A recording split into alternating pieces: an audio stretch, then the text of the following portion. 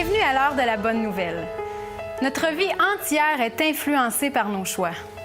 Même les autres ont de l'influence sur nos propres décisions.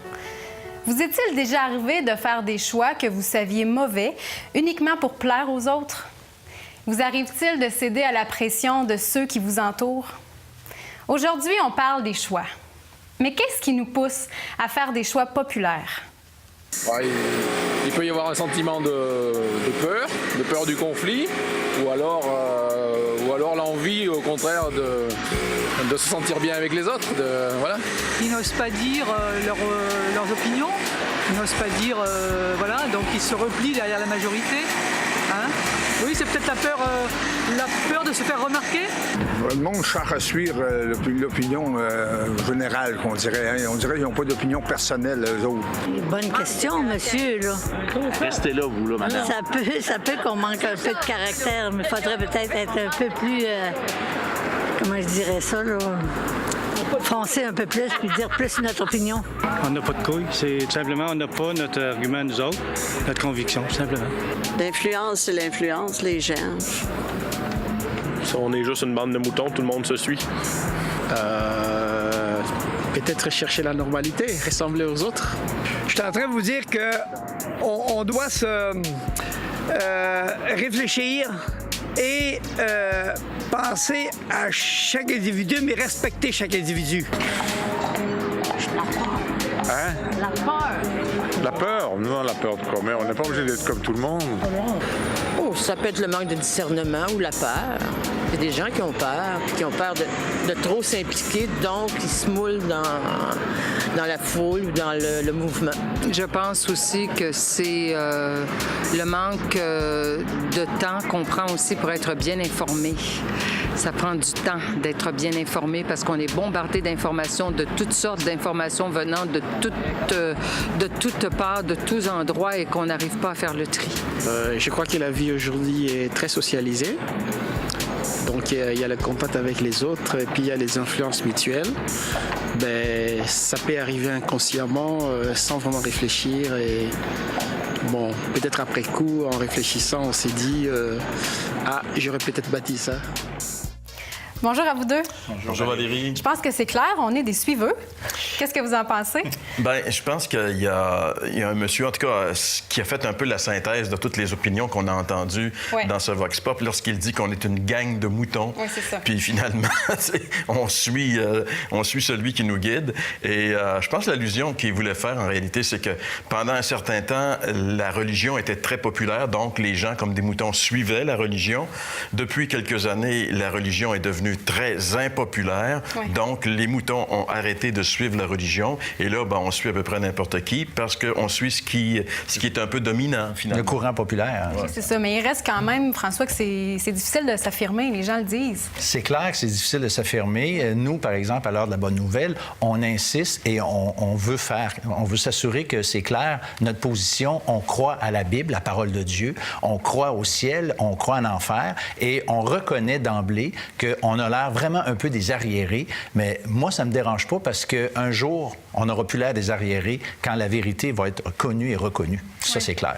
Mais une chose qu'on devrait aussi affirmer fortement, Valérie, c'est que quoi que les gens en pensent, quelque popularité que ce sujet puisse avoir dans notre société, la Bible est formelle, le ciel existe, l'enfer existe, et après la mort, on va se retrouver ou bien en enfer ou bien dans le ciel. Et on ne devrait pas prendre de chance, parce que, tu sais, si admettons qu'il y aurait juste 10 % de possibilités, mais qu'on tombe dans ça, on est fait si on n'a pas cru finalement. Alors, c'est pourquoi c'est très important. Puis aller au ciel, ça dépend d'une décision, finalement, d'un choix qu'on fait. Personnel. Oui. Et comme on vient de l'entendre, pour faire un choix, ça prend vraiment du courage dans notre société. Oui, je comprends. Merci beaucoup. J'imagine que vous avez vous-même votre propre opinion à ce sujet-là et on veut vous entendre, on veut recevoir vos commentaires. Alors, n'hésitez pas à le faire. Vous pouvez aller sur les réseaux sociaux, sur Facebook, Twitter ou encore vous pouvez nous écrire à l'adresse suivante. L'heure de la bonne nouvelle, casier postal 26006, Trois-Rivières, Québec, G8Y7M1 ou par téléphone au 1-866-509-1319 ou encore par courriel à info@hbn.ca. Permettez-moi de débuter avec une anecdote. Au printemps 2011, j'allais dans la Beauce et je cherchais un petit village que j'ai programmé sur mon GPS, mais je ne suis pas arrivé au bon endroit. Et suite à ça, j'ai suivi simplement les indications pour aller là où je voulais aller. Je me suis retrouvé dans une petite route de campagne non asphaltée. Et là, je suis arrivé à une intersection en T et aucune indication me disait où je devais aller. Et là, je devais faire un choix à ce moment-là. Et bien sûr, j'en ai fait un. Malheureusement, je n'ai pas tout à fait le bon.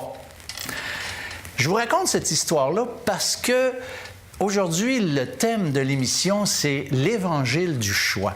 Et j'aimerais utiliser, pour illustrer mon propos, l'histoire de Pilate, cet homme que nous retrouvons dans le Nouveau Testament, qui était en autorité chez les Juifs, bien que c'était une autorité romaine. Et Pilate s'est retrouvé, à un moment donné, à prendre une difficile décision. En fait, il devait choisir entre libérer ou condamner Jésus. Ça a été, de toute évidence, un choix extrêmement difficile, déchirant pour lui, mais malgré tout, il se devait à l'heure même de faire un choix. Et malheureusement, nous savons qu'il a fait le mauvais choix et qu'il a décidé de livrer Jésus. Il y a plusieurs éléments dans l'histoire qui nous font la démonstration claire que Pilate a été profondément troublé devant ce choix qu'il a dû faire vis-à-vis Jésus. Le premier, c'est que Pilate, à 3 reprises au moins, a déclaré publiquement l'innocence de Jésus. Et celle la plus connue est certainement lorsqu'il fait venir un bol avec de l'eau dedans, dans lequel il se lave les mains et il déclare ce qui suit. « Je suis innocent du sang de ce juste. » En plus, Pilate reçoit un message de sa femme qui l'ont aussi troublé. Le message: qu'il n'y ait rien entre toi et ce juste, car aujourd'hui, j'ai beaucoup souffert en songe à cause de lui. Et certainement le plus troublant encore, c'est lorsqu'il a compris que la raison pour laquelle les Juifs voulaient la mort de Jésus, c'est parce qu'il se disait être le Fils de Dieu. Et honnêtement, je ne sais pas exactement comment Pilate pouvait comprendre cette expression, mais je peux vous dire que les Juifs comprenaient très bien ce que Jésus voulait dire. Ça voulait dire qu'il disait être le Messie. Ça voulait dire qu'il disait être Dieu. Et regardons ensemble la réaction de Pilate. Quand Pilate entendit cette parole, sa frayeur augmenta. En tant que gouverneur romain, Pilate avait ce pouvoir de livrer ou de libérer Jésus.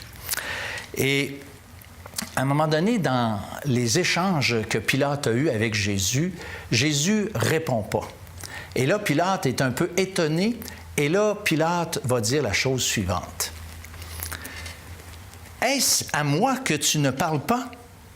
Ne sais-tu pas que j'ai le pouvoir de te crucifier et que j'ai le pouvoir de te relâcher? » Écoutons ensemble la réponse de Jésus.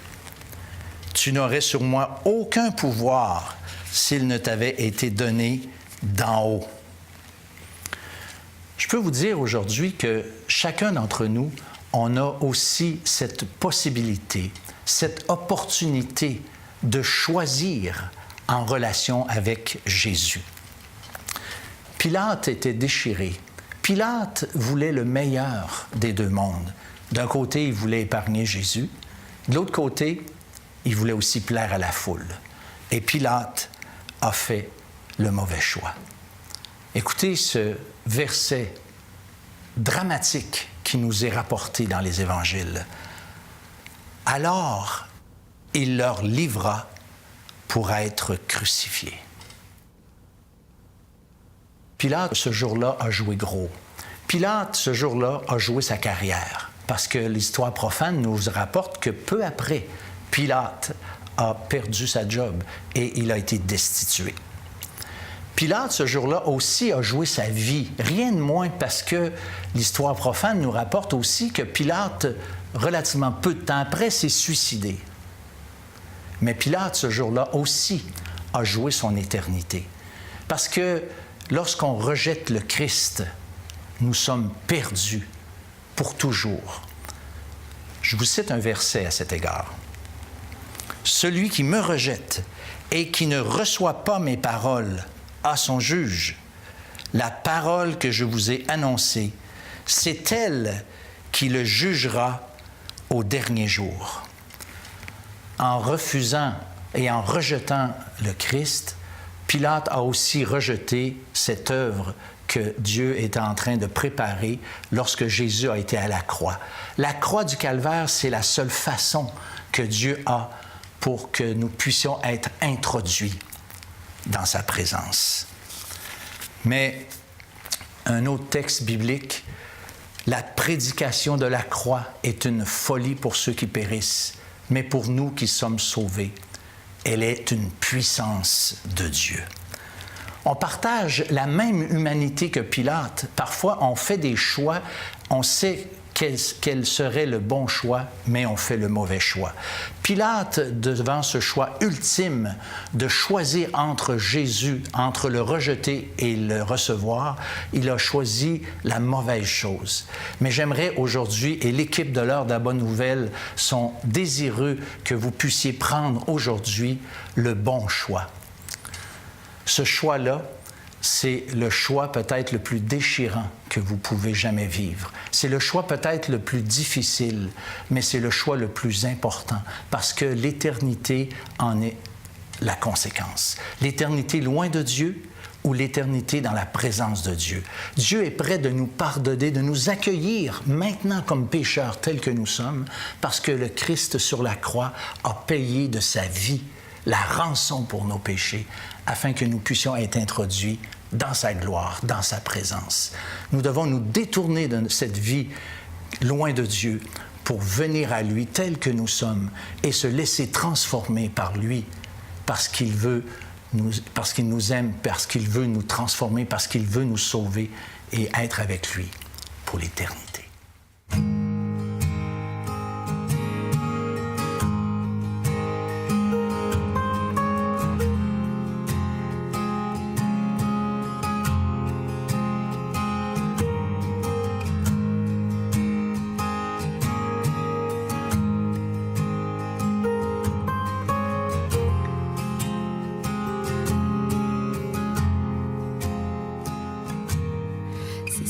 Celui qu'on porte le blâme, paré de nos injures, seul responsable de nos drames, accusé d'imposture. C'est celui dont le nom dérange, que l'on prie seulement quand ça nous arrange.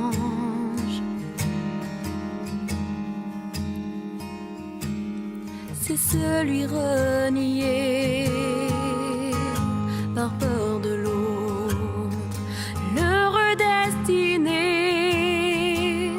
à prendre ma faute. C'est celui dont le nom dérange, que je prie quand ça m'arrange.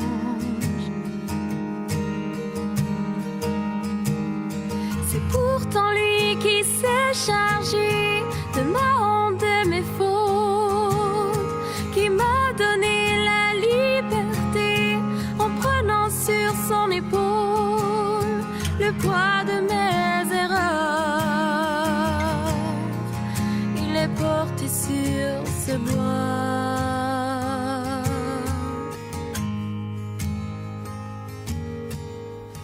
C'est celui qui t'aime au point de t'appeler son enfant, pourtant le roi des rois est digne de perfection.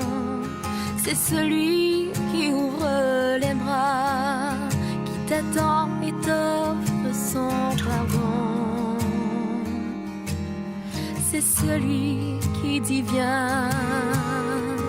Tu es fatigué, je te prendrai sous mon aile et te rendra léger.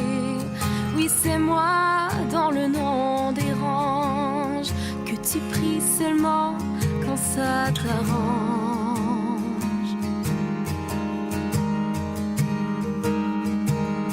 C'est pourtant moi qui sais charger de ta honte, de tes fautes, qui t'a donné la liberté en prenant sur mon épaule le poids de tes erreurs.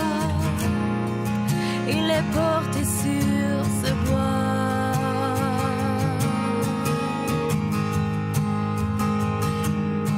C'est pourtant moi qui sais charger de ta honte, de tes fautes, qui t'a donné la liberté en prenant sur mes épaules le poids de tes erreurs. Il est porté sur ce bois.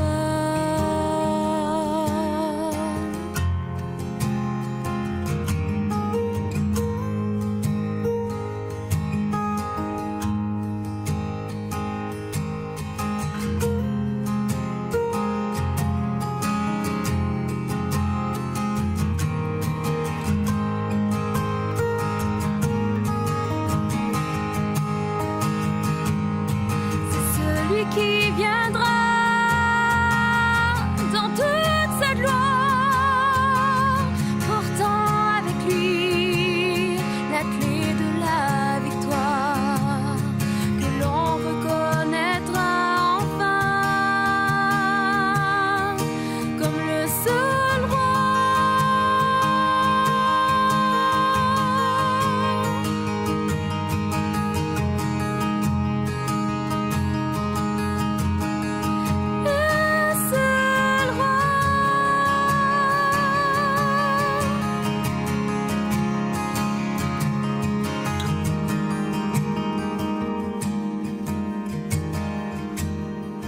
Oui, c'est celui.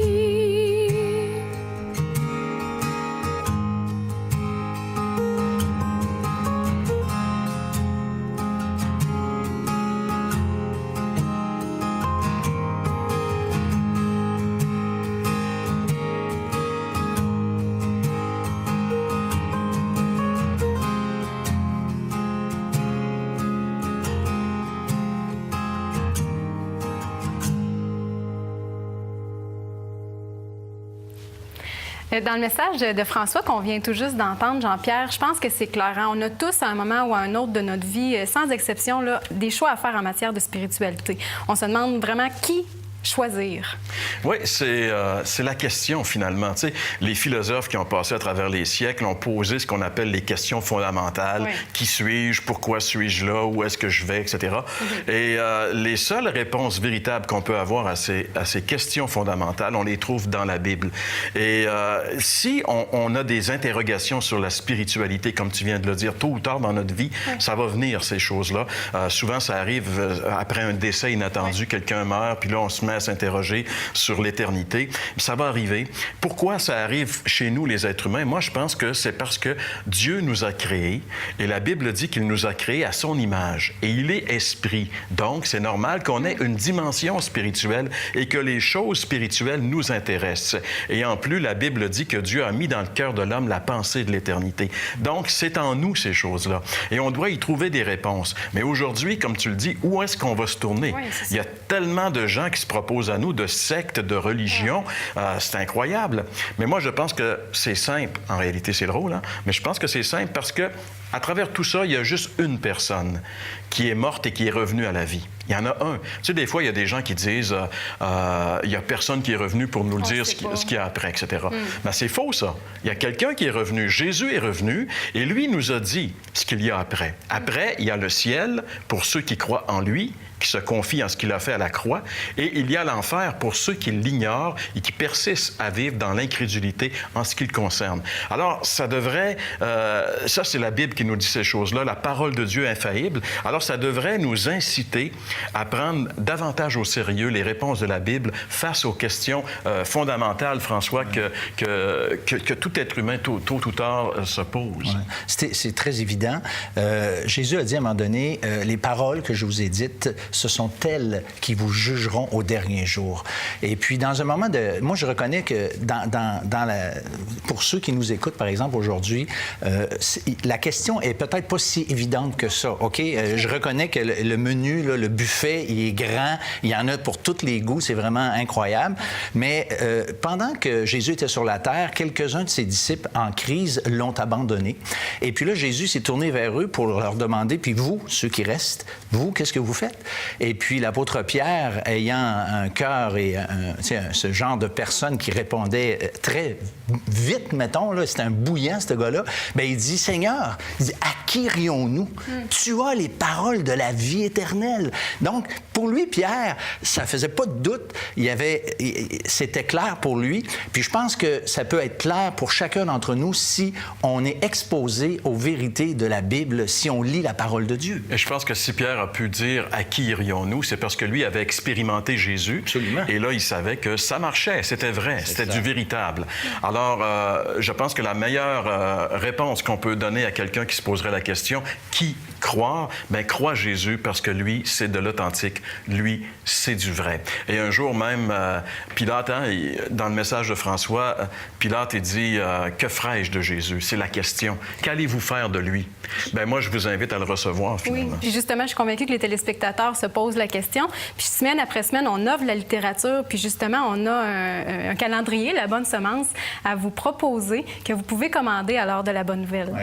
Puis j'en ai un ici, Valérie. Oui. C'est un calendrier, en fait, pour toute l'année, mais ce que je trouve qui est intéressant, c'est qu'il y a un verset de la Bible, de la parole de Dieu, qui nous est donné à chaque jour avec une petite histoire, une pensée, une réflexion à propos de ce verset-là. Oui. Et qu'est-ce qu'on croit, c'est que être exposé, comme je viens de le dire, à la parole de Dieu fait toute la différence. Dieu nous parle. C'est comme si on entendait sa voix. Oui. C'est pas quelque chose de logique, mais c'est quelque chose qu'on sent à l'intérieur de nous. C'est spirituel, en fait. Oui, tout à fait. Et n'hésitez pas à le commander, c'est tout à fait gratuitement. Et voici comment vous pouvez le faire à l'instant. Je suis très contente de vous présenter une petite capsule vidéo qui a été réalisée par un des membres de notre équipe et ça illustre très bien que chacun d'entre nous traîne quotidiennement son lot de difficultés.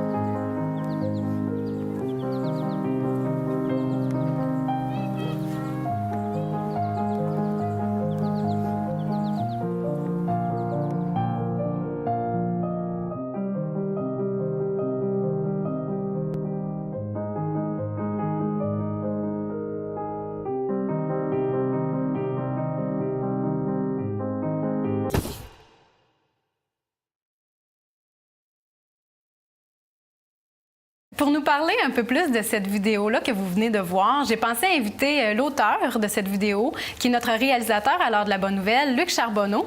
Bonjour, Luc. Bonjour, Valérie. J'aimerais que tu nous parles un peu plus de cette vidéo-là. Qu'est-ce qui t'a motivé à la faire, celle-là en particulier? Ben en fait, ça fait longtemps que je veux faire des vidéos tout simplement pour illustrer davantage le message de l'Évangile. Ouais. On regarde les vidéos, puis ça nous interpelle, ça nous fait réfléchir. Et dans ce vidéo-là, particulièrement, ce qu'on voit, c'est des gens qui sont chargés par des fardeaux. Et puis... Qui traînent quotidiennement. Oui, quotidiennement. Et ce que François et Jean-Pierre nous dit à l'heure de la bonne nouvelle, c'est de déposer ces fardeaux-là où? Au pied de la croix. C'est le message de cette vidéo-là, Valérie, et c'est aussi le message de l'Évangile. Bien, merci beaucoup, Luc. Puis j'espère vraiment que le message que tu as voulu véhiculer dans ton vidéo, ça a touché des gens et que ça leur a donné le désir de s'approcher encore plus de la croix pour y laisser justement, comme tu disais, le fardeau là, de leur vie. Et je veux vraiment personnellement vous encourager à poursuivre votre réflexion. Donc, vous pouvez le faire en nous écrivant, vous pouvez aller sur notre site Internet. On veut vraiment prendre le temps de vous écouter, de discuter avec vous pour vous aider dans vos démarches. Alors voilà, c'est déjà tout pour cette semaine. On se retrouve pour une autre émission de l'heure de la bonne nouvelle. Fini de notre Dieu qui